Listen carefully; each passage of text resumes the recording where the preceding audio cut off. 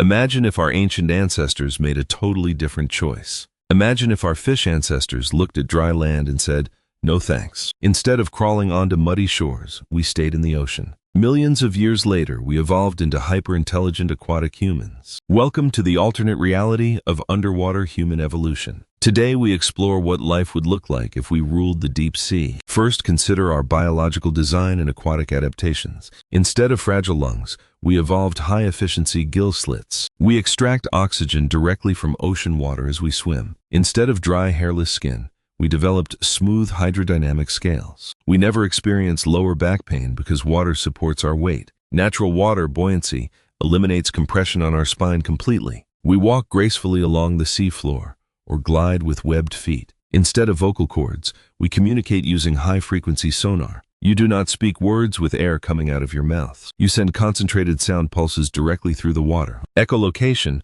allows you to whisper to a friend 3 miles away. You can also scan your friend's internal organs using sound waves. Lying about being sick to miss work is completely impossible. Your boss uses sonar to scan your stomach and catches you instantly. Our eyes evolved giant lenses to see in pitch-black ocean trenches. We perceive full-color spectra in pitch-dark subterranean reefs. Our ears detect microscopic sound vibrations through heavy water pressure. We are perfectly engineered biological marvels of the deep blue. But living underwater comes with absurd engineering challenges. The biggest technological nightmare for aquatic humans was fire. Imagine trying to strike a match inside the Pacific Ocean. Fire vanishes the instant it touches liquid water. For thousands of years, we could not cook our food. Every meal was raw seafood sashimi for breakfast, lunch, and dinner. Our digestive system had to process raw fish and tough seaweed. Our ancient ancestors suffered from constant digestive exhaustion. Eventually, our ancient scientists discovered deep-sea volcanic vents. We built high-pressure thermal cookers over hydrothermal rifts. We harnessed superheated volcanic water to cook our meals. Cooking food unlocked massive calories for our evolving brains. Our intelligence exploded as we mastered deep-sea thermal energy. Next, consider the disaster of inventing underwater electronics. Water conducts electricity with terrifying efficiency. Plugging in a toaster underwater would electrocute your entire city. Copper wires and circuit boards corrode in salt water in days. High water pressure crushes delicate glass vacuum tubes instantly. So aquatic humans rejected electricity and invented bioluminescent tech. We bred glowing deep-sea jellyfish to light up our living rooms. We engineered luminous anglerfish bulbs for street lighting. We created liquid hydraulic computers using pressure valves and tubes. Water pressure streams replace electrical currents inside microchips. Our smartphones are glowing squids that shoot light pulses. Information travels through fiber optic water tubes at high speed. Now picture a typical workday for an underwater corporate worker. You wake up inside a hollowed-out coral reef apartment. You eat a breakfast of warm cooked kelp paste and shrimp.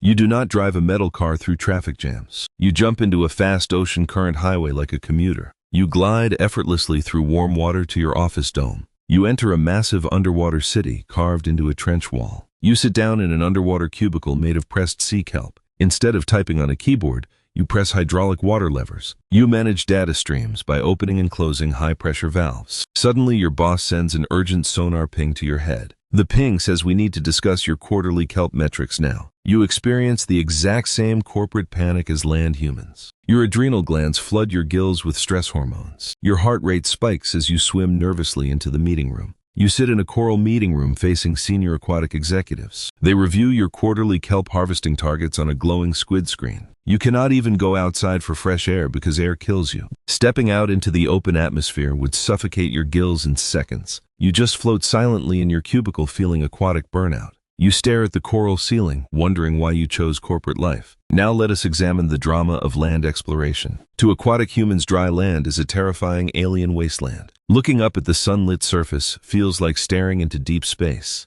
The surface is a terrifying void of dry air and deadly solar radiation. Dry land is a hellish desert where water vanishes into thin air. So aquatic humans launched a space program to explore dry land. We built heavy glass diving suits filled with pressurized seawater. We mounted mechanical walking legs onto our water suits. We called our brave land explorers landnauts. A landnaut steps out of the surf onto a hot sandy beach. For the first time, an aquatic human experiences full gravity, without water. Buoyancy. Their body feels crushed against the sand. They look at a wild oak tree in absolute cosmic horror. They wonder how a plant can stand up without floating in water. They look at a crawling land insect with utter disgust. They experience direct sunlight for 30 seconds and get severe sunburns. Their water suit begins to heat up rapidly under the solar rays. They run back into the ocean screaming frantic sonar pulses. They write scientific books, warning everyone that land is toxic. They declare dry land a wasteland unfit for intelligent life. Now imagine if terrestrial humans and aquatic humans coexisted. Dry land humans build wooden ships to sail across the ocean. Aquatic humans look up at the wooden hulls from below. To them, wooden ships are noisy garbage bins dropping metal anchors. Heavy anchors crash down and smash delicate coral apartment buildings. Aquatic humans send stealth teams to poke holes in wooden hulls. Land humans tell spooky sailor legends about sea monsters and sirens. In reality, sirens were just aquatic humans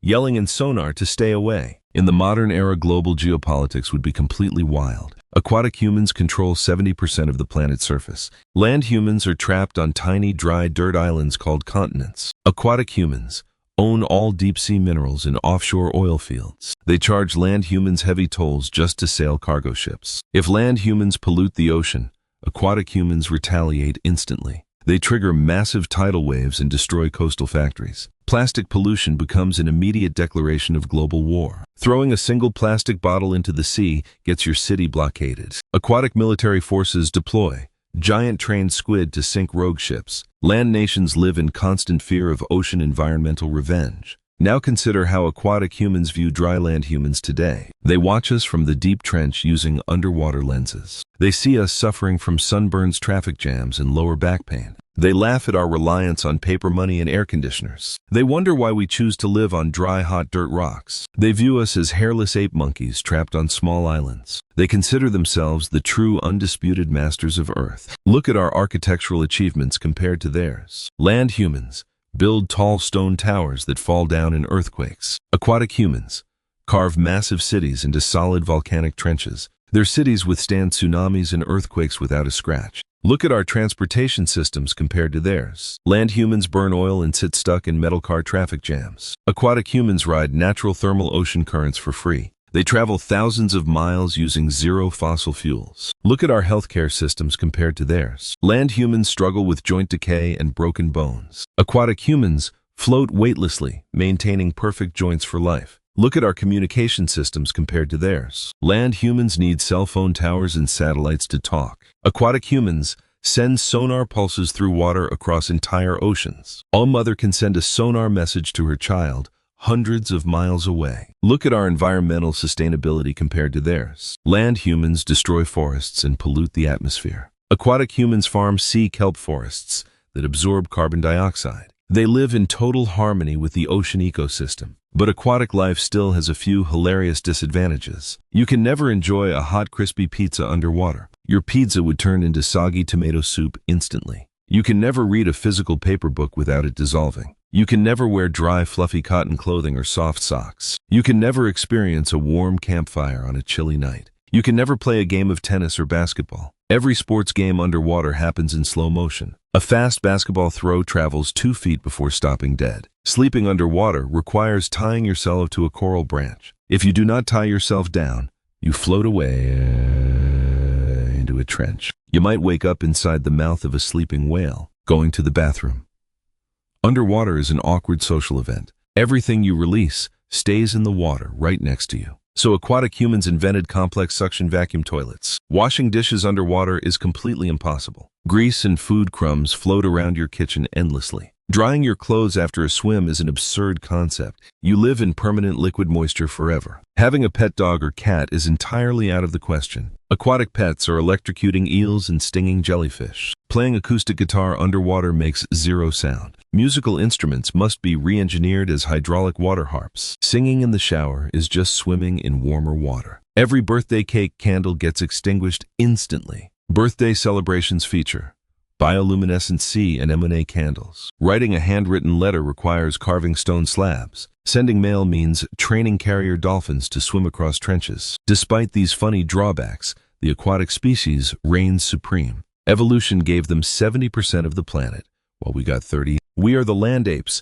sweating on hot dirt rocks. They are the ocean gods gliding through the cool blue deep. So next time you go swimming in the ocean, remember the truth. You are stepping into the backyard of an advanced civilization. Respect the ocean and keep your plastic out of their water. Because if the aquatic humans decide to wage war on dry land, they do not need weapons or spears to defeat us. They just need to turn off the ocean currents and flood our shores. They can trigger massive rogue waves to erase coastal cities. They can cut off maritime trade routes and starve land nations. We are the fragile land dwellers clinging to dry dirt, and they are the true aquatic masters of planet Earth. Wear your sunscreen and stay away from deep trenches. Never forget who really owns 70% of this blue world. The deep ocean belongs to the aquatic humans forever.